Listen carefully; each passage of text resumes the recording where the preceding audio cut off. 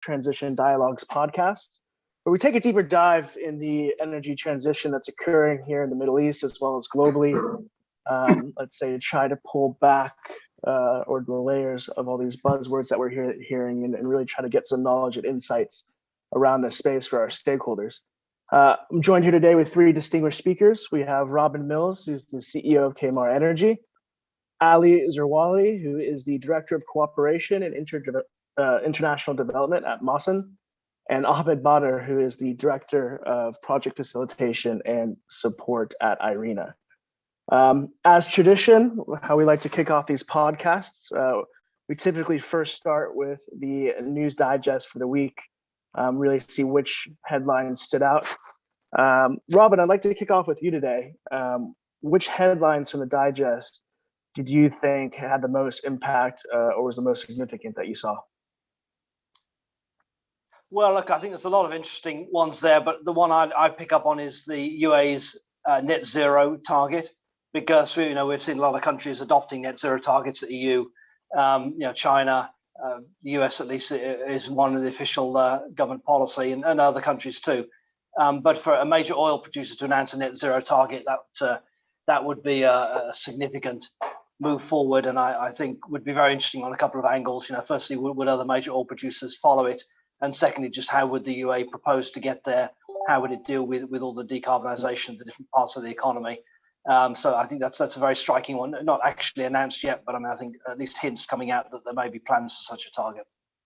Yeah, I think in that article it said aiming or targeting, but don't expect us to announce anything by COP26 or manage expectations. Do you think that there's some tangible consideration going into it, or do you think, as we hear a lot of comments on this podcast in terms of greenwashing or more of a PR aspect? Well, look, I think the UAE wants to host a COP in 2023. Obviously, COP coming up in November this year. So there's undoubtedly some event-related or public messaging-related considerations there. But there's also, I think, quite a lot around the country's strategy. If you obviously look at the push for renewables and nuclear power, the push for hydrogen, kind of a newer thing, and just general decarbonisation efforts in the oil and gas industry. There's quite a few angles there. Now 2050 is still a fairly long way off, but there's probably there's quite an amount that could be done in the next few years that would show tangible progress. Thanks. Ahmed, I'd like to bring you in. Which articles did you think stood out the most to you, and essentially why do you think they had impact? Thank you, Brian, for your question. Actually, coming from the perspective of IRENA, I'm considering all what you mentioned is really fitting with what we mentioned or what we launched recently, World Energy Transition Outlook. That basically we came to the conclusion that more than 90% of developed economies and more than 50% of developing economies are coming to comply with the targets of the Paris Agreement by 2030, and later by 2050, this number will be at least increased by each side by 10% more towards net zero, specifically developed economies. What's also very important I would like to highlight here is that there are two important issues I would like to add to the headlines, Brian. Number one, thank you. Number one is that if you look at who are investing now in clean energy, you will find more than 25% of the investment coming from IOCs. That's really very important number to look at it and to take deep dive into it. Meaning, if you, for example, if you look for British Petroleum and you look for the company I can't remember the last name, the first name, but it's something called Hughes, something like Mark Hughes or something. That's basically a big investor in investing in solar energy, but it's an affiliation to British Petroleum. I can give you a complete list of more than 11 companies who are basically affiliates to the IOCs.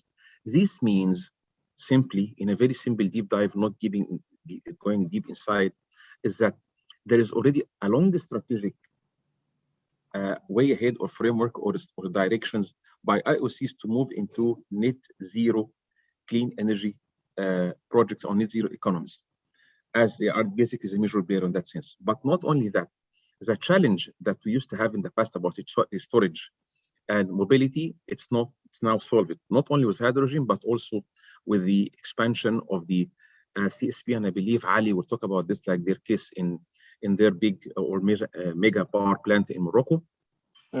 But also there is other model of basically solar PV, or what we call it concentrated or CPV, concentrated solar PV plus lithium battery storage. But more importantly, because actually what I liked in this discussion is the following, Brian, and I will not be long here, but maybe in the second intervention of mine, I can elaborate on that. Some of the IOCs, or basically net exporting Gulf countries, are now moving into clean energy practices, okay, and they are moving with basically injecting a lot of millions from their sovereign wealth funds in order to move into this kind of activities. No need to mention any of the countries because it's still under the making, in which we and Irina, we are helping on, but that's exactly the trending within these net exporting countries, specifically from Gulf countries. I stop here, and we're looking forward to you from and all. Thank you. Oh, thanks for your comments. Ali, I would like to also just bring you in as the intro right now to see which articles stood out to you the most.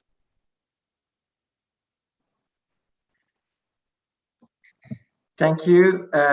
Indeed, what I can share now as an introduction relating to traders soar on clean energy is that we have seen during the last decade mainly a continuous decrease of the prices of renewable energy, mainly CSP, PV, wind, and so on.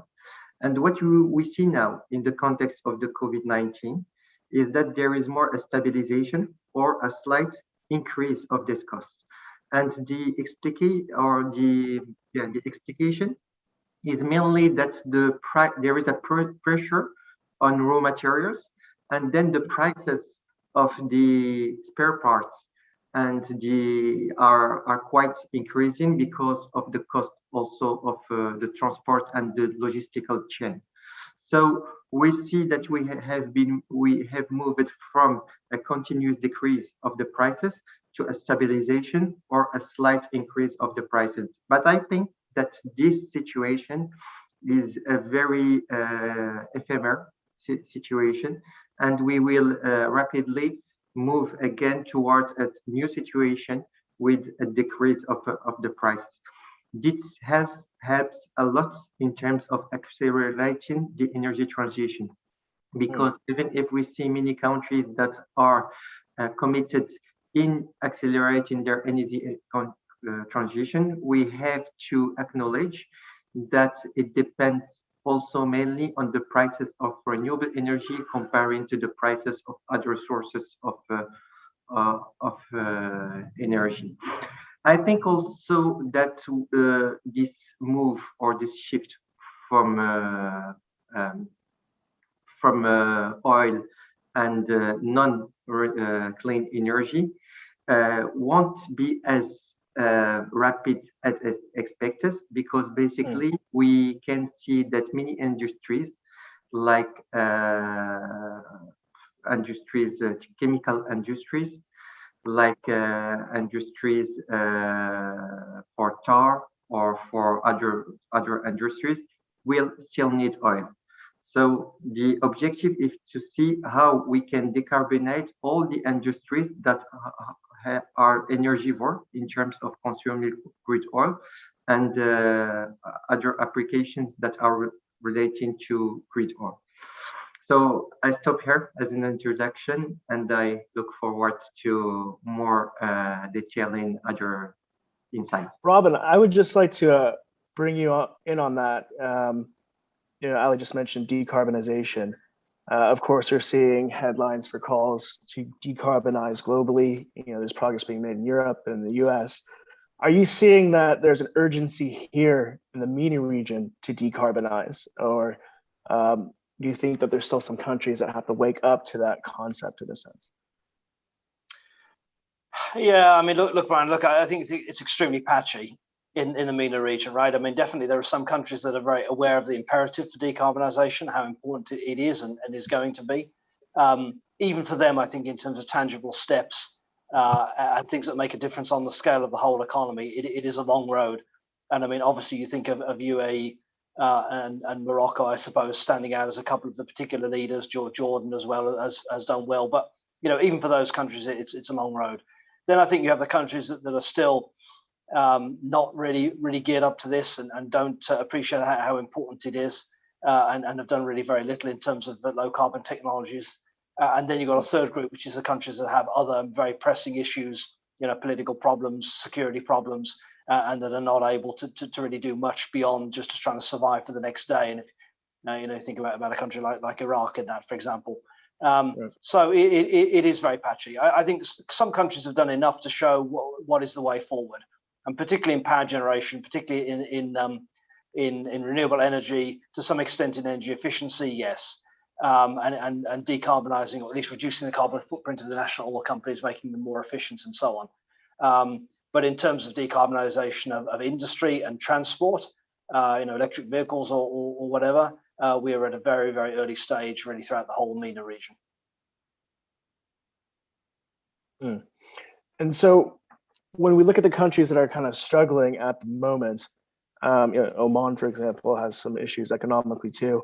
How do you see the governments here juggling that ball? We mentioned UAE for net zero, but there's some countries who are way off from considering it, but juggling the balls of essentially keeping economic growth, employment opportunities here, which heavily rely on oil and gas, while at the same time trying to, I guess, somewhat become players in the energy transition.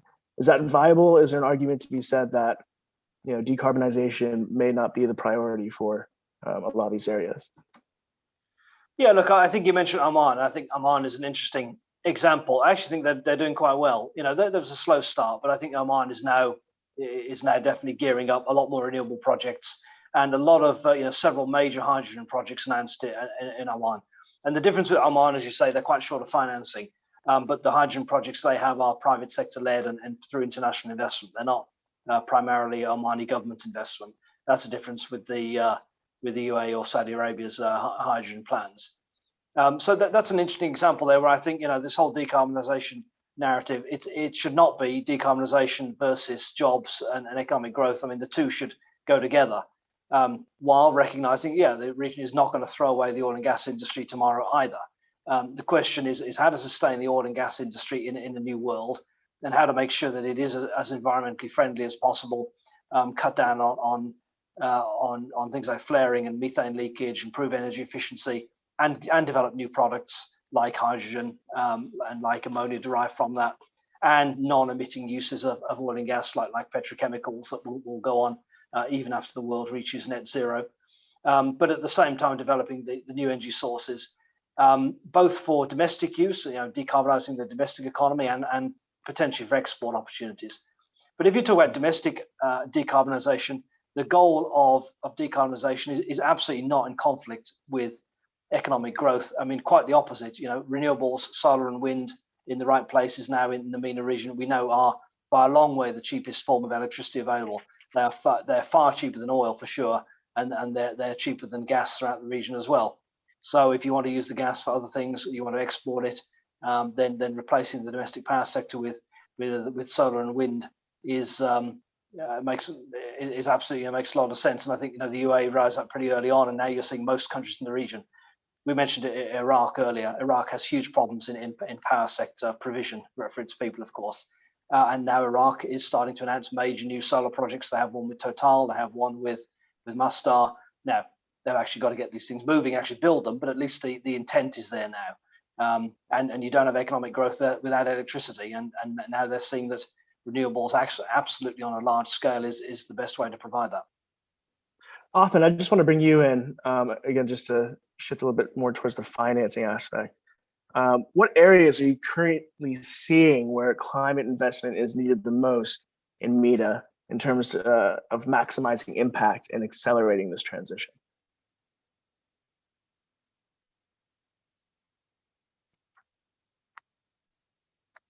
Brian, that's for me or for Ali? That was for Ahmed, for you. Okay, can you please, sorry, because the line was dropped, can you repeat the question again, please? What areas do you see, or where do you see climate investment is needed the most in MENA? maximize impact really and to accelerate this energy transition?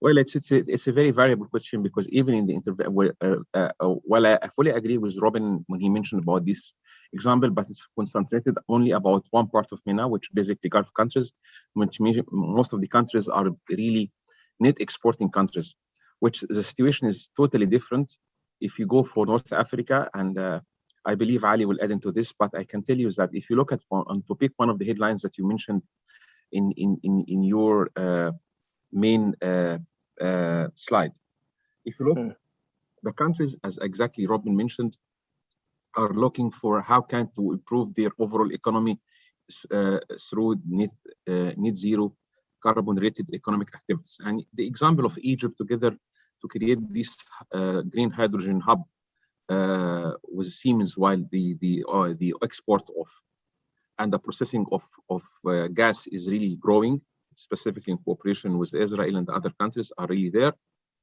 We can see clearly that the main industries or the main activities will be around energy efficiency, as Robin mentioned. And I can tell you now some of the good example or numbers that to date, EBRD have invested more than or around $500 million through credit line financing facilities for green economies or for green activities. I think they are doing the same in Morocco. They are doing the same in Tunisia. They are doing the same in Morocco, in Jordan. And I think they are going to expand more, subject to the activities. They also plan to have that in Lebanon, but we all know the situation now in Lebanon is under crisis situation. So this is one of the very important activities. But the other important economic activities that we are currently with the climate investment, we are working as IRENA with those countries. Not only the one I mentioned, but other countries to basically engage with their private sector foreign direct investors. And there are good examples. I can tell you that there is, for example, Kawar from Jordan. I don't want to exclude any names. Some names in a lot of names, like specifically what Mazen is doing, and Ali is better than mine to talk about this. So there is expanding joint partnership or private-public partnership to expand the number of investments. And I can tell you, to date, we have now under the climate investment platform that here in IRENA, we are operating it together with UNDP in partnership with GCF. We are reaching more than 500 megawatt of projects. The exporters or the manufacturers basically coming from North Africa is more than 40% of this megawatt installed. And basically the major investment is basically varies between North Africa, but more concentrated on West Africa and then East Africa and then South Africa. The last important activity is basically that I would like to refer to is the expansion in the renewable energy direct investment. And again, the best example in town here, basically, again, you can look at Jordan, Morocco, Egypt. These countries are expanding in these kinds of activities.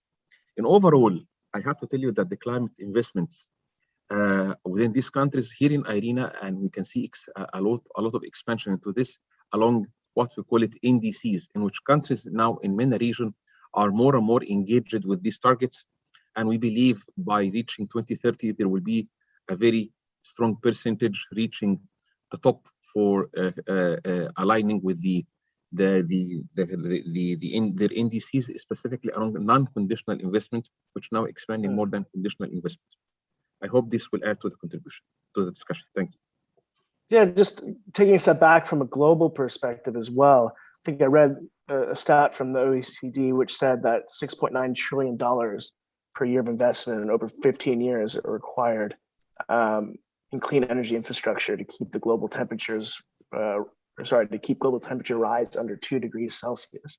Do you think that's an actual viable target, or do you think we're still kind of miles away from achieving that significant amount of investment?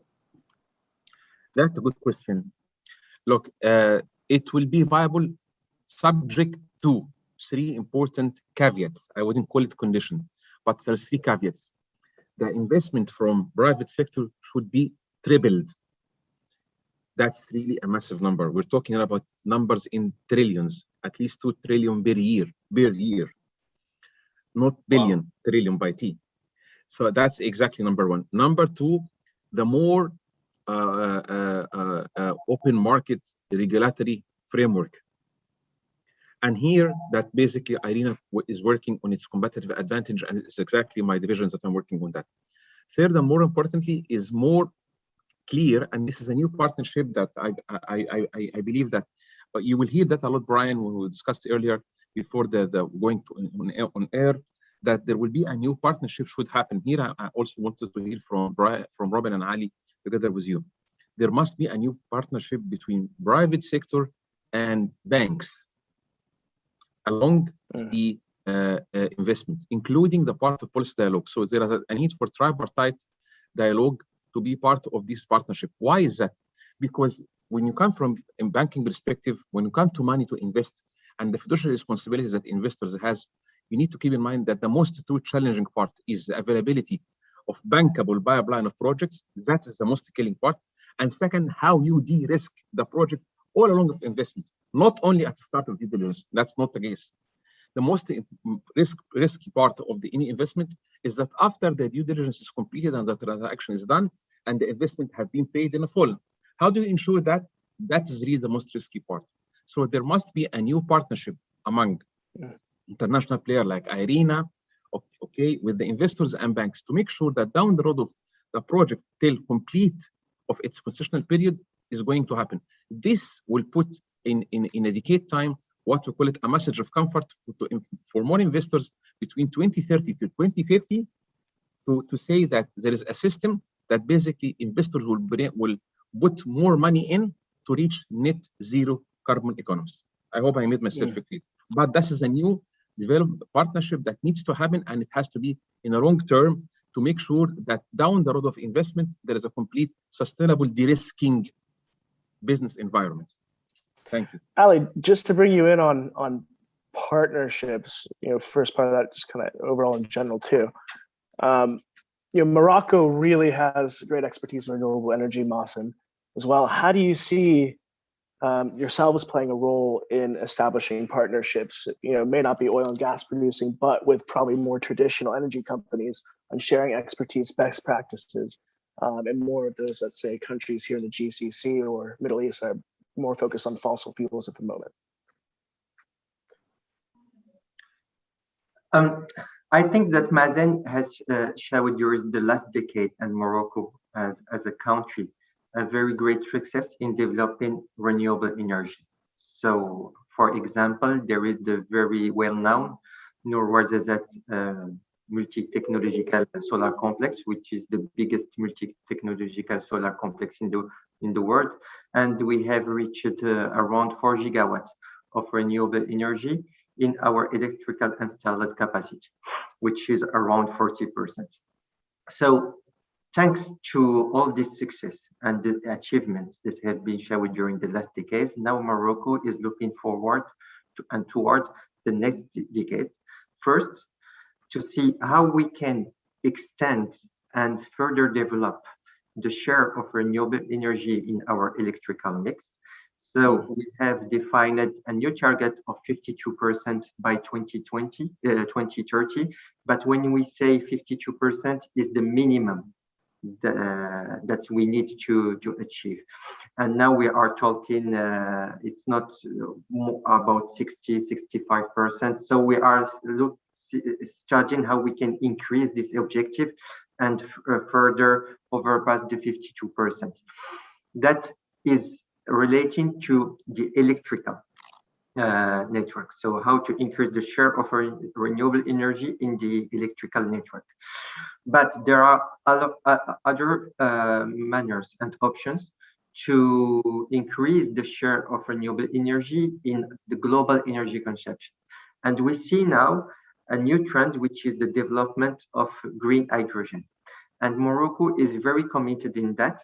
Mazen is part of this commitment, and we are currently working on a reference project of around 100 megawatts of electrolyzer here in Morocco as the biggest project for producing green hydrogen in the world. And basically because we understood that Europe is going to put in place a new tax carbon from 2023. So what does it mean for Morocco, but all the MENA countries, is that if they want to ensure the attraction or the competitiveness of their industry, they need to help them to accelerate their energy transition in order to avoid this carbon and to keep their competitiveness. So I think that now if we need to invest more and more in facilitating the shift of the industries from fossil fuels to green energy as a whole. And we can see very shortly the development, I think, of green ecosystems. What I mean by green ecosystems is industrial zones in our countries, in the MENA regions, where the country or the government could provide all the infrastructure needed and based on renewable energy technologies, meaning providing electricity from renewable energy, but also hydrogen from renewable energy, and so on, in order to attract these industries and to give them more competitiveness. And if we look at the cost of hydrogen, for example, at the port of consumption, we will see that the share of the logistic part represents more than 2/3 of the global price, meaning that the cost of production in the areas of production like Morocco, Jordan, UAE will represent less than the third. So what does it mean?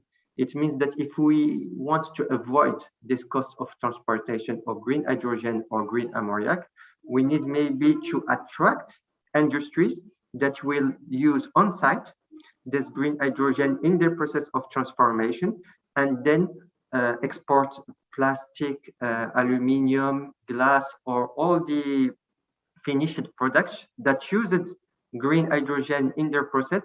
But when you export this finished price, the cost of transport doesn't represent any more than 10% of the total cost at the port of consumption. So maybe we can see with the development of renewable energy a new distribution of cards regarding the location of some industries, and we will share more benefits between northern countries and southern countries in terms of global development, economic global development.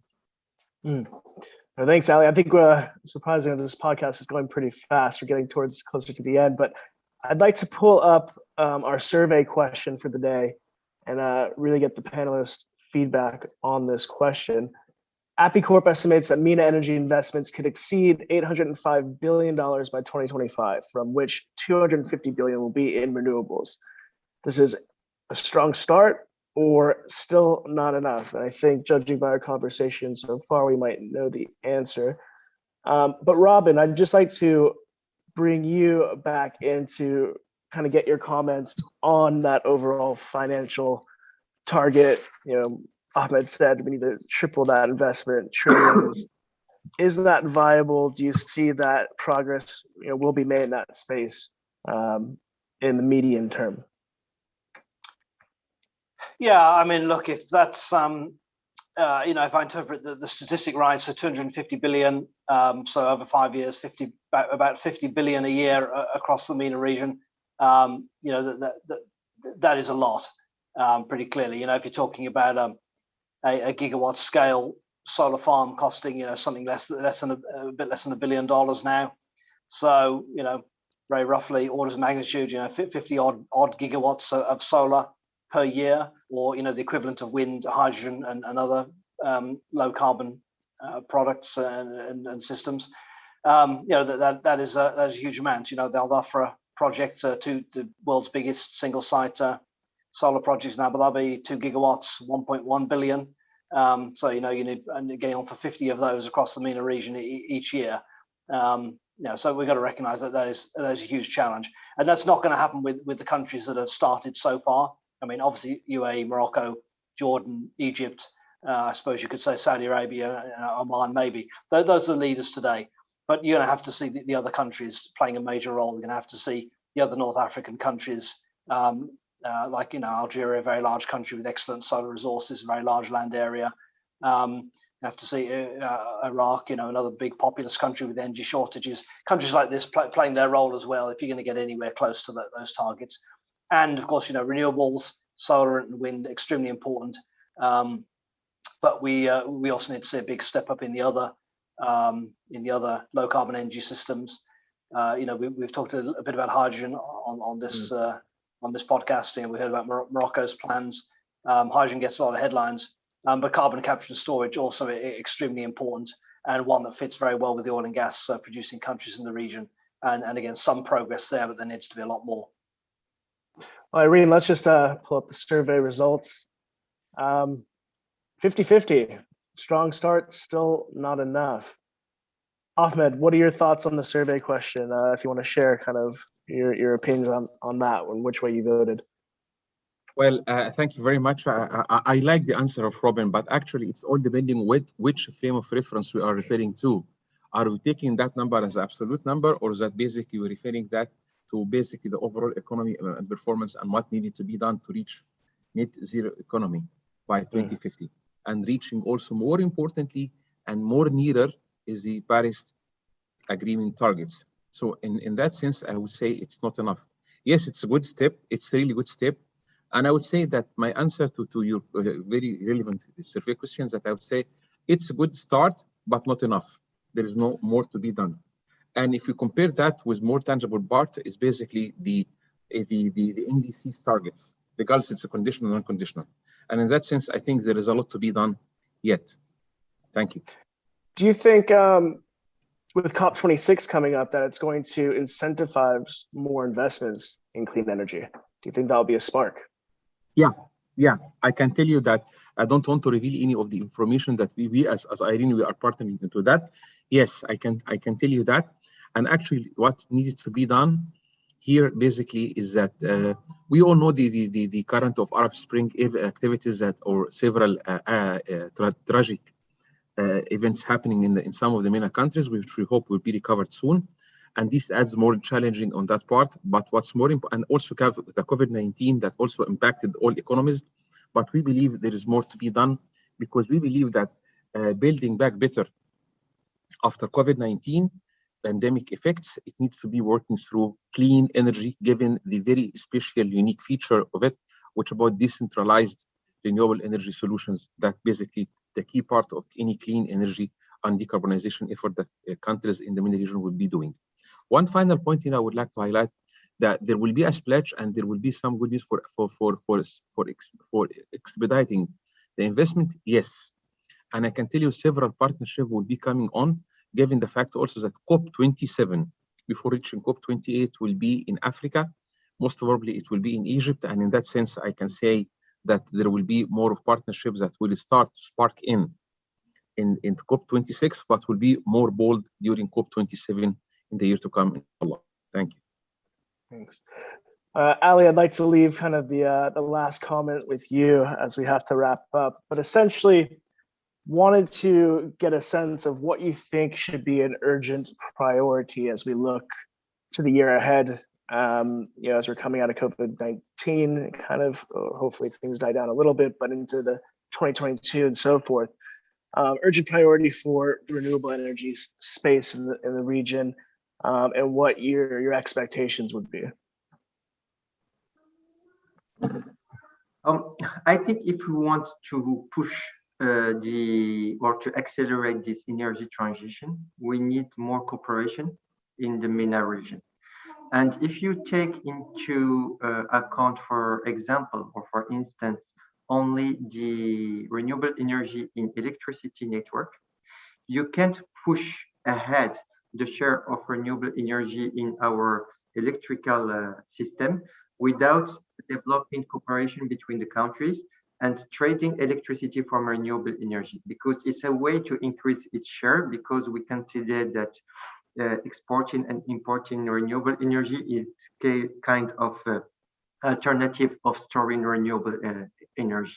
So Morocco has developed from the COP22 in Marrakesh with Portugal, Spain, France, and Germany, an initiative that is called the SET Roadmap, that stands for Sustainable Electricity Trade Roadmap between these 5 countries. And the objective of this initiative is really to integrate totally the electricity, the renewable energy markets between these 5 countries. though thanks to the World Bank, many studies have been performed, they all show it, and it's a very good insight that all the countries will benefit from more trade of renewable energy between themselves. And because of that, in 2019, the 5 countries decided to go ahead with what we call the Green Cross-Border Corporate PPA. It means that, for example, a producer of renewable electricity in Morocco could say in high voltage, the produced electricity to an off-taker in France or Spain, and vice versa. And we are looking forward to sign a binding agreement in the very next weeks to put in place the framework that will facilitate the development of this market. So maybe it's a very good example of what we can do in terms of regional cooperation in order to further to accelerate this energy transition. And I would like just to add something, is that when we look at these figures of 250 billion, etc., I think that the two answers, the 50-50%, are both right, because if you take it in the perspective of electricity, it's a very good start, and maybe it's beyond. But if we have an inclusive approach, meaning integrating all the industries, integrating desalination, and just including solar pumping for agriculture, etc. So maybe we are lower than the figure that should stimulate and create a disruption in this dynamic. Well, thank you very much, Ali, Robin, and Ahmed for your insights today. We appreciate your time, and thank you all those who joined us live. We'll be uploading this podcast shortly after this closes down. And please make sure to follow Ali, Robin, Ahmed on social media, the respective organizations, and you can see the further updates and insights from them online. But thank you very much again for your time, everyone. Look forward to hopefully engaging, catching up soon in person. Thank you very much, Brian, and looking forward to see you in Abu Dhabi during Expo, and we communicate at that time. Thank you, Robin, and thank you, Ali. We hope to see you also. Thank you, Brian. everybody. Thanks, everyone.